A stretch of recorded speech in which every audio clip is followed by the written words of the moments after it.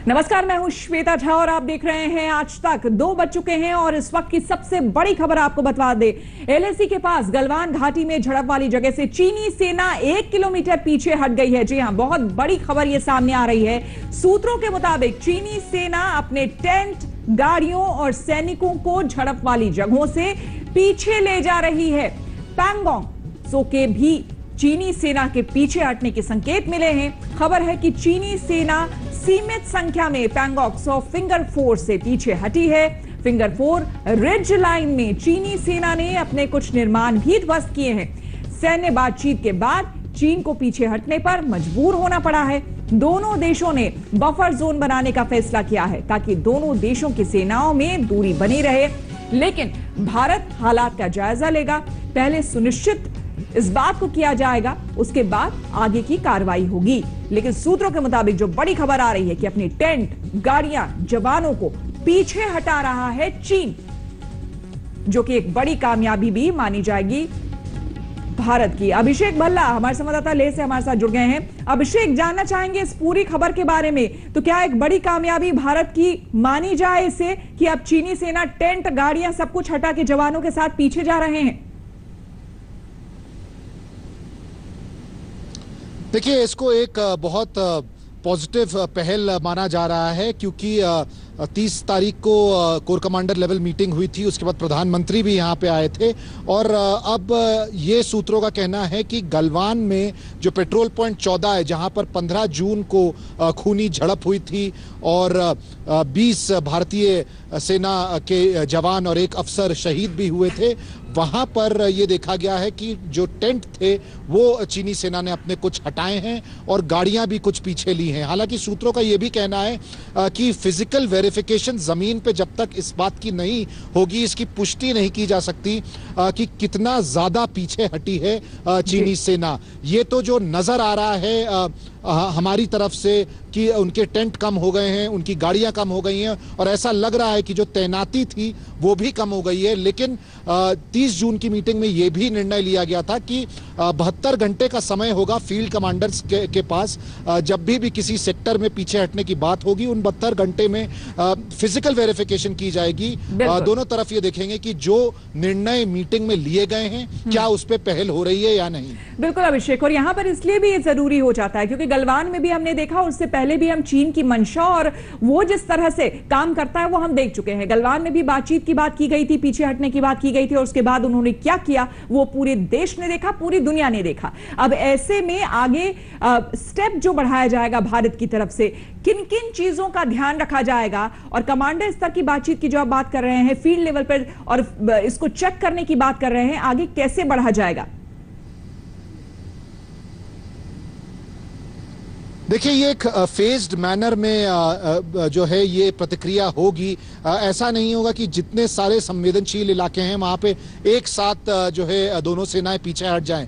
तो ये पहला चरण है उसका, शायद जहां गलवान से एक शुरुआत हुई है और एक ये अभी बहुत छोटी पहल है। सूत्र ये भी कह रहे हैं कि क्योंकि इस पर बहुत ज्यादा विश्वास नहीं किया जा सकता है क्योंकि 15 जून को जब झड़प हुई थी गलवान में, वहां पर भी हमारी एक वेरिफिकेशन पेट्रोल ही गई थी ये देखने के लिए कि क्या चीनी सेना पीछे हटी है, क्या उन्होंने अपना ऑब्जर्वेशन पोस्ट जो पेट्रोल पॉइंट 14 जो कि भारत की एलएसी है, भारत मानती है कि एलएसी है, वहां से उन्होंने वो ऑब्जर्वेशन पोस्ट हटाई है। लेकिन ऐसा बिल्कुल नहीं हुआ, बल्कि वहां पे चीनी सेना की तादाद बहुत ज्यादा थी, इसीलिए वो झड़प हुई। तो देखना होगा कि अगले 72 घंटे में क्या सेना यानी कि थोड़ा इंतजार करना होगा। अभिषेक, आगे भी आप नजर बनाए रखें, आगे भी आपसे हम जानकारी लेते रहेंगे क्योंकि चीन पर विश्वास करना इतना आसान नहीं है। इससे पहले का जो इतिहास रहा है उसे देखते हुए चलिए आपको हम बता दें कि भारत दो तरफा नीति पर आगे बढ़ रहा है।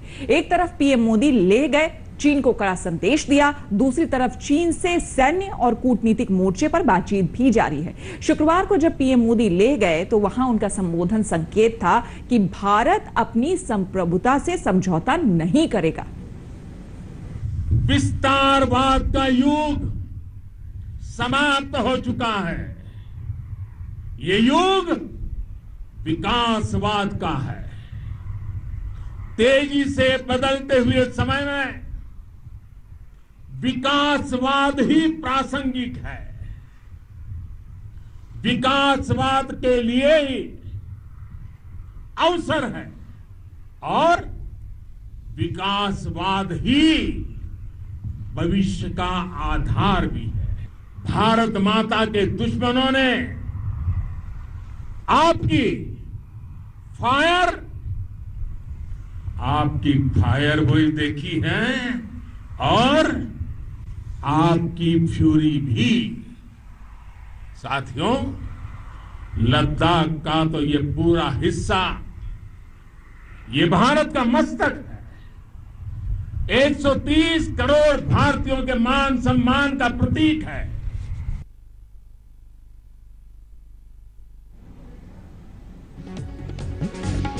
और आइए आपको हम एक बार मैप के जरिए आपको हम दिखाते हैं दरअसल कहां पर ये सब कुछ हो रहा है, कहां पर किस तरह से ग्राफिक्स के जरिए आपको हम दिखाते हैं कि किस तरह से ये सारी चीजें जो है वो सामने आ रही है, कहां पर चीनी सेना और पोस्ट मौजूद है और कहां से पीछे हटने की बात की जा रही है। देखिए, नया बफर जोन जो बनाए जाने की बात की जा रही है वो इसमें आप साफ तौर पर देख सकते हैं। देखिए, क्लैश पॉइंट जहां पर चीनी सेना और भारतीय सेना के बीच में टकराव हुआ वो आपको हम दिखा रहे हैं। ये जो सर्कल आप देख रहे हैं उसके बीच में ये क्लैश पॉइंट आप देख रहे हैं और बातचीत के बाद बताया जा रहा है कि 2 किलोमीटर ये पीछे हटेगी। अब दोनों ही सेनाएं जो बताया जा रहा है कई अपने टेंट और सैनिकों और साथी गाड़ियों के साथ चीनी सेना जो है वो पीछे हट रही है। लेकिन इससे पहले चीन के साथ जो कुछ भी हुआ है या चीन ने जो भी किया है उस पर विश्वास करना बड़ा मुश्किल है, इसलिए फिजिकली इसको चेक करना जरूरी होगा।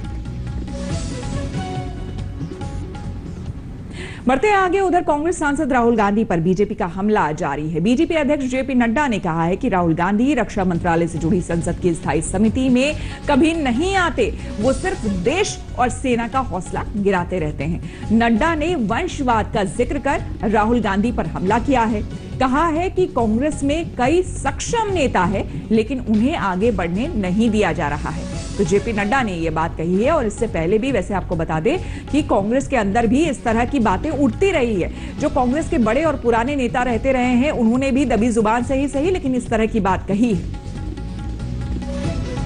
Start preparing properly.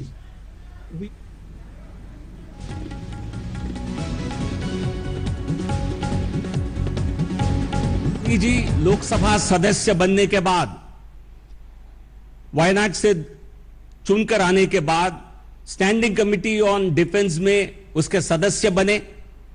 इस सदस्य खुद उनके परिवार के और पार्टी के निर्णय के अनुसार वो स्टैंडिंग कमिटी ऑन डिफेंस में मेंबर बने। इस कमिटी के 11 मीटिंग्स हुए हैं। इस कमिटी के फील्ड विजिट भी हुआ है तवांग, अरुणाचल प्रदेश में। उन किसी भी मीटिंग में न किसी फील्ड विजिट में राहुल गांधी गए। इससे स्पष्ट जाहिर होता है राहुल गांधी और उनके परिवार को डिफेंस मैटर्स केवल कमीशन के संदर्भ में उनके लिए बहुत रुचि के विषय हैं।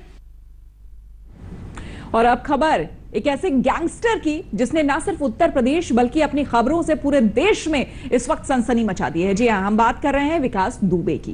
कानपुर शूटआउट केस में 8 पुलिस वालों की हत्या का आरोपी विकास दुबे का इतिहास अब सामने आ रहा है। उसके खिलाफ हमेशा ही आपराधिक मामले चलते रहे हैं। 2017 में एसटीएफ ने उससे लंबी पूछताछ की थी। पूछताछ का वो वीडियो सामने आया है जिसमें साफ पता चलता है कि उसका रसूख कितना गहरा था। आप पार्टी चेंज कर लीजिए बीएसपी और पार्टी में आ जाइए। कई पार्टियों ने ऑफर की है, तो रूरल पार्टी का प्रेशर तो मान लीजिए जानते हैं जाता रहता ही है। लेकिन चूंकि बसपा मेरा अपना घर था जिसमें 12 साल से मैं रह रहा हूं और वहां के एक्स चीफ जो पहले chief minister ex chief minister हैं जो हमारी बसपा सुप्रीमो है बहन जी, बाई नेम बाई फेस जानती हैं हमको। 100 आदमी बुलाती हैं कि भाई विकास तेरे साथ बड़ा अन्याय हो रहा है, गलत हो रहा है, तो मैं उस घर को कर कैसे छोड़ दूँ बताओ, है ना। जिस घर में मैं मास्टर हूँ वहाँ पर मैं स्टूडेंट, दूसरी जगह जाऊँगा तो मैं स्टूडेंट बनूंगा, पहले एक सीखूंगा वहाँ की। तो यहाँ तो मैं सीधे शिक्षक की स्थिति में हूँ। तो देश स्तर के सारे लोग मेरे मित्र हैं, सारे मेरे फ्रेंडों को टिकट दे रखी है बहन जी ने। जितने भी ज्यादा खतरा उत्पन्न हो गया था इसलिए नहीं, ऐसा कुछ नहीं। मुझे कानपुर मेरा घर है और मैं कभी पुलिस से फरार नहीं रहा। मिनिस्टर वाले कांड में जरूर रूलिंग पार्टी की वजह से मैं 5 महीने यहाँ के प्रेशर की वजह से सरेंडर नहीं कर पाया। इस समय कितने मुकदमे लंबी है, कितने ऐसा 33 मुकदमे मेरे छूट चुके हैं। और 7 मुकदमे मेरे ट्रायल पे अंडर ट्रायल हैं और 6 मुकदमों में मेरे फाइनल रिपोर्ट एक्सपेंड हो चुका है। नहीं, हाँ, उसमें हमारा हाई कोर्ट से बहाल है, सस्पेंड है। हाँ। और अब खबर कोरोना से जुड़ी हुई। जी हां, दिल्ली के सीएम अरविंद केजरीवाल ने कहा है कि दिल्ली में अब टेस्टिंग और बेड की कोई समस्या नहीं है। दिल्ली में अब 100 में से 11 लोगों में कोरोना के मरीज सामने आ रहे हैं। 15,000 मरीजों का घर में ही इलाज चल रहा है। इसके साथ ही दिल्ली में कोरोना से होने वाली मौत भी कम हुई है। सीएम केजरीवाल ने लोगों से प्लाज्मा डोनेट करने की एक बार फिर से अपील की। अभी तक के जितने पिछले 2-3 महीने सारे मिला के कोरोना के जितने मरीज हुए, उनकी संख्या लगभग 1 लाख पहुंच गई है। लेकिन 1 लाख से घबराने की ज़रूरत नहीं है।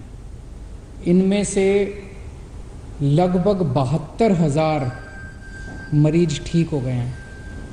दिल्ली में ठीक होने वालों की प्रतिशत 72% हो गई है, जो कि बहुत बड़ी है। तो इसका मतलब लोग बीमार तो हो रहे हैं, लेकिन साथ साथ ठीक होते जा रहे हैं। पिछले हफ्ते दिल्ली में कोरोना की स्थिति में और अधिक सुधार हुआ है। दिल्ली में लोगों को ना टेस्टिंग की कोई समस्या हो रही है और ना बेड्स की कोई समस्या है। बेड्स भी आसानी से मिल रहे हैं, बेड्स को लेके कोई अफरा तफरी नहीं है। ऐप के ऊपर आप देख सकते हैं कि कितने बेड कहाँ खाली हैं। ज़्यादा लोग जो हैं उनका घरों में, जैसे आज 25,000 अभी टोटल आज दिल्ली में मरीज हैं करंट, अभी 25,000, उनमें से 15,000 मरीज घरों में उनका इलाज चल रहा है। तो घरों में जो हमारा प्रोग्राम है लोगों की देखभाल करने का, घरों का होम आइसोलेशन का प्रोग्राम, हर घर में हम ऑक्सीमीटर पहुंचाते हैं, वो बहुत सफल हुआ है। हम लोगों ने प्लाज्मा बैंक शुरू किया था, देश का पहला कोरोना प्लाज्मा बैंक। जब तक कोरोना की वैक्सीन नहीं आ जाती तब तक कोरोना का इलाज नहीं है। लेकिन तब तक प्लाज्मा जो है, प्लाज्मा के जो ट्रायल किए गए दिल्ली में, ट्रायल के जो नतीजे आए, वो नतीजे ये दिखाते हैं कि प्लाज्मा से लोगों को कोरोना में मदद मिलती है। जो मॉडरेट पेशेंट हैं वो सीवियर होने से बचते हैं, उनकी स्थिति सुधर जाती है, मौत के ऊपर कंट्रोल करने में मदद मिलती है। नमस्कार, मैं हूं अंजना ओम कश्यप। हमें उम्मीद है ये वीडियो आपको पसंद आया होगा। लेटेस्ट खबरों के लिए यूं ही देखते रहिए आज तक, और इस वीडियो के पसंद आने पर लाइक, शेयर एंड सब्सक्राइब करना ना भूलें।